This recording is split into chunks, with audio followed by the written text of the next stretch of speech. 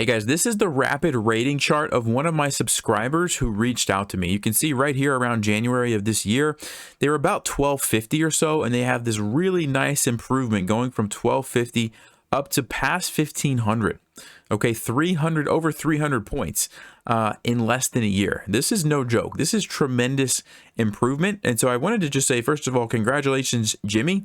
Keep up the good work. This is a nice and healthy growth chart. You can see how there's not like a lot of big dips up and down. It's pretty consistent, just kind of trending upward, which is what you want to see when you're improving the correct way. We're going to look in just a second here at the game that Jimmy played that took him past 1500. But I just want to mention the reason he reached out to me is because he took my 1000 and 1500 strategic thinking chess course. And the whole point of me creating that course was to help people who are right around 1000 or maybe a little bit higher, a little bit lower, get up to 1500. And so I wanted to show you guys this as an example. He's not the only person that's reached out to me and said that they've really noticed improvement from taking the course. So if you do find yourself stuck right around that 1000 to 1200 rating range and you want to take it to the next level, I actually just lowered the price on all of my courses, including the 1000 to 1500 strategic thinking one.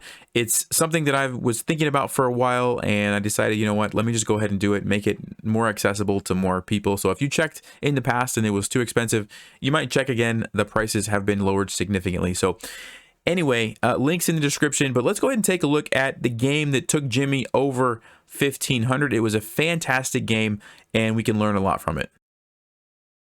All right, so Jimmy was playing with white, and this was the game that took him over 1500. So let's go ahead and take a look. So he plays the London.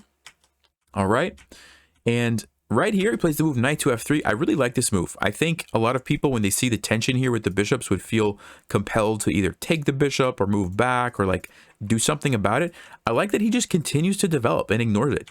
And yes, you're going to get some doubled pawns. But at the end of the day, this actually isn't so terrible. It adds some support to e5, so you can, you know, potentially sink your knight in there in the future. And so I really like the decision to just ignore that and develop. So it continues to develop. Knight goes to e5. Great. And at this point in the game, there's kind of two ways you could approach the game. Number one would be to just sort of the standard castle kingside, which I think most people would do here, right? But you could also go the way that Jimmy did, which was h4, which I really, really like this move, okay? The black king is already castled. And so Jimmy is saying, you know what? I'm going to go ahead and attack the king. And the nice thing about this, and actually the important thing about this, is that the center is closed. Okay, the center is closed. Black can't take here, or you simply take and you get a fork. And so there's not really an easy way for black to bring a rook over and get to the white king. It's not going to happen anytime soon. Maybe the knight has to move and you have to play f6 and e5, and eventually maybe it can happen, but not that quickly. So he's taking advantage of that by saying, you know what, I'm okay to leave my king here and launch an attack and use my rook to help, you know, go after the king. Really like that move. And while I'm talking about this, it's amazing how when you start attacking your opponent's king, how they start to make mistakes. This is not just common at this level. This is common at all different levels, but especially like below 2000, people kind of panic a little bit when they see that their king's being attacked. That's exactly what happens here. Black plays h6, which is already a mistake. This is called a hook. It's basically allowing us to push a pawn and be able to trade our pawn off, which eventually is going to open up a file on the king, right? Which is what we want to do. So black's already kind of started to go down the wrong path here. g4, fantastic move. Continuing with the plan, right? He's not wasting any time. He's going for the plan of attacking the king. I love it. Queen goes back, g5, perfect. We get a trade here, and he takes. I mean, this is what you want to do. This is the whole point, right? We want to open up the file to get to the king. So great move. g6. I mean, already black's position is losing, but this is probably a decent try. He's trying to, you know, not open up the files, and at least these pawns are sort of blocking the rook from being as effective. So, okay, I think that's a decent try by black here. Queen to g4. He's already got this piece positioned nicely. The rook's doing a pretty good job. The pawns are kind of already doing nice. He gets the other piece into the game, right? Brings the queen over. Great move. King h7, h5. Continues to attack. He's taking advantage of the pin, putting pressure here, threatening to immediately take it. Great move. Rook comes over. He castles. This is perfect. This is like textbook. How do you attack the king? You get all the pieces in position.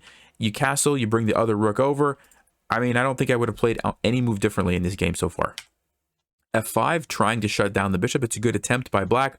But of course, we have en passant. Great move. Queen comes over. He brings the other piece into the game. This is whenever you're attacking, you want to try to use as many pieces as possible. That's exactly what he's doing. I mean, look at this position. This is just great. Sorry, I didn't mean to resize the board. This is just great. You've got the queens, you've got the rooks, you've got the bishop, you've got the pawns. The knight can probably come soon if he needs it. Fantastic. Okay, so the knight goes here. He trades, wins a little bit of material there, plays the casual bishop to d3, simply goes back, creating the threat here of queen to g7, removes the defender of that, square, comes in, and the game is over. He comes down, wins the rook, gets the queen.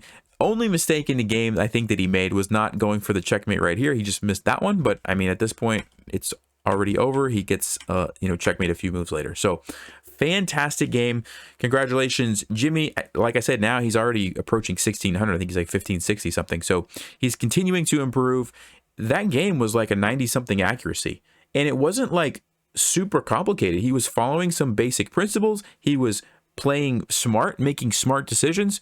And so, yeah, I just wanted to show you that game and mention, like I said, he took the course and he saw some immediate improvement, and he's up over 300 points in less than a year. So, like I said, if that's you, check out the link in the description below. Thank you, Jimmy, for letting me share this game. I appreciate it. And congrats on your improvement. I think you have a lot more to go from the way that I see that you're playing here. So I will see you guys next time. Stay sharp, play smart, and take care.